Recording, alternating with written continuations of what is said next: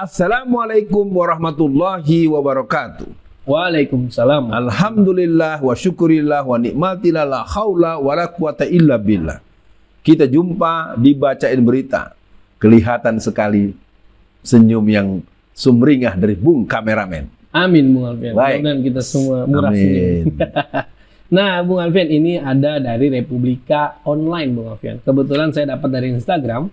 Ini di Instagramnya Republika.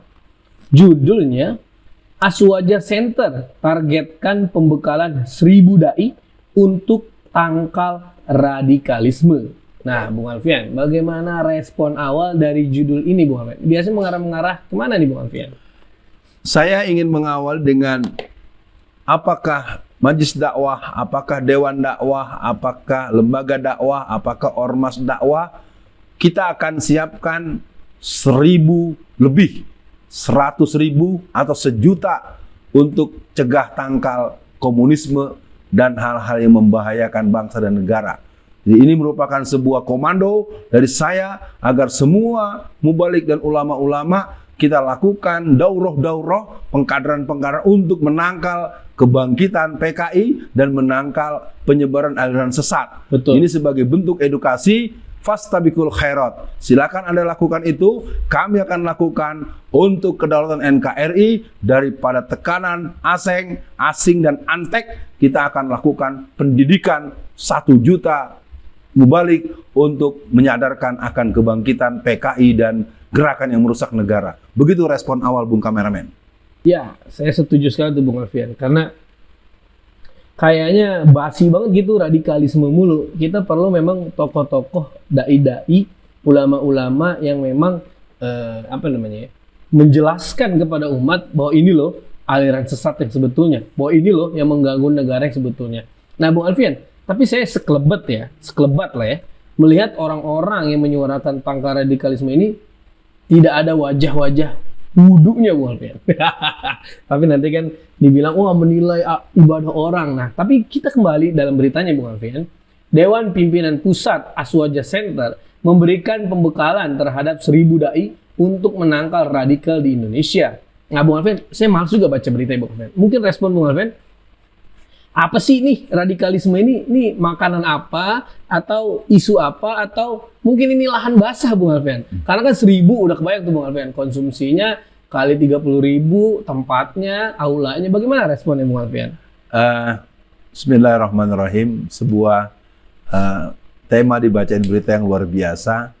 Dan saya mengajak kepada seluruh para ulama, para santri, kita punya tugas. Waman ahsanu qaula mimman da'a ilallahi wa amila salihan wa qala innani minal muslimin.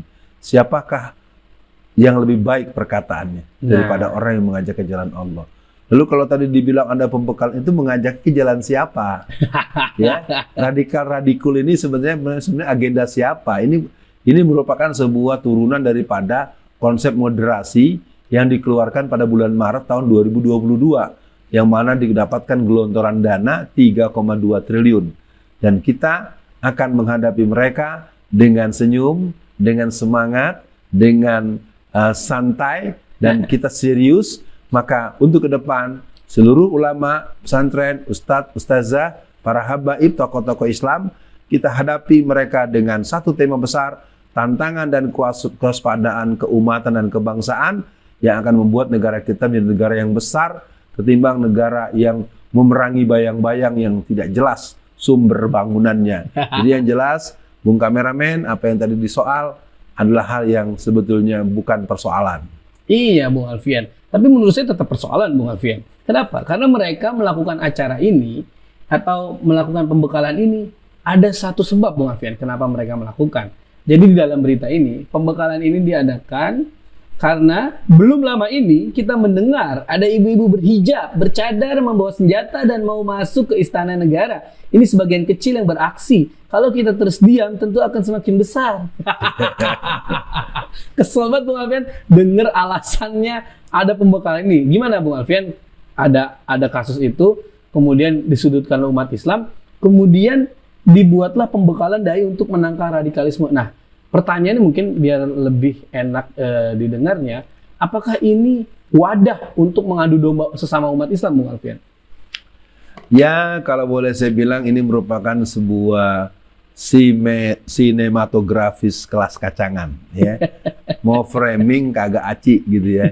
Kan udah kita bahas pada dibacain berita kita masalah ini kan. Iya. Kalau berangkat daripada persoalan itu sangat tidak logis. Masa orang datang jalan sendirian, ditangkap diem aja.